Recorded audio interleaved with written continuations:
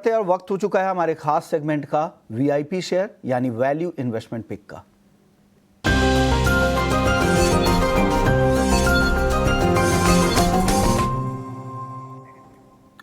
विनोद जी बताइए, क्या इन्वेस्टर्स के लिए क्या पिक लेकर आए हैं आप सर आज?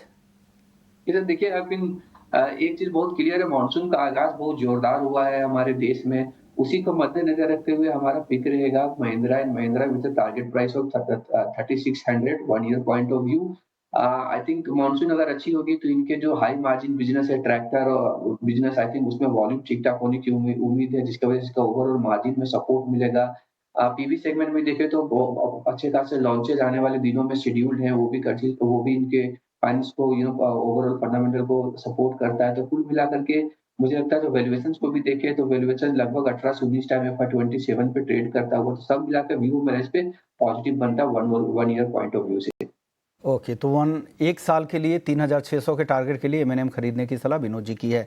आप अमरदेव जी, आप बताइए आपकी राय क्या है, आप कहाँ पे निवेश की सलाह दे रहे हैं? देखिए, जियो फाइनेंस के बारे में बात हो रही थी, तो इसे मैं short term as well as long term perspective दोनों से डेफिनेटली रेकमेंड करूंगा। और शॉर्ट टर्म पर्सपेक्टिव में भी इसमें काफ़ी अच्छी मोमेंटम हमें देखने को मिल रही है। तो यदि कोई शॉर्ट टर्म भी बाय करना चाहते हैं तो करंट लेवल्स पे बाय कर सकते हैं for an upside target of 325 और स्टॉप लॉस ऑफ 269। जो लॉन्ग टर्म में है वो इसमें जब भी बाइंग अपॉर्चुनिटी आती है, करेक्शंस आता है, तो इसमें बाइंग कर सकते हैं। दूसरा जो स्टॉक है वो है इंडिया सीमेंट।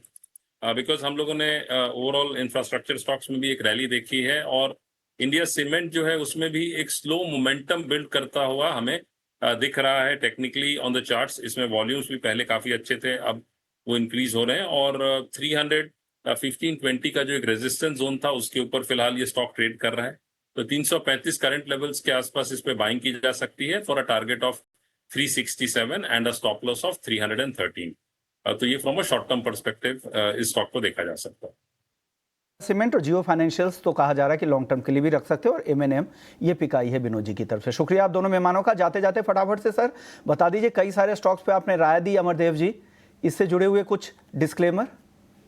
जी, जिन स्टॉक्स के बारे में मैंने बात की है उन स्टॉक्स में मेरे पोजीशंस नहीं है, हालांकि हमारे क्लाइंट्स के पोजीशंस हो सकते हैं।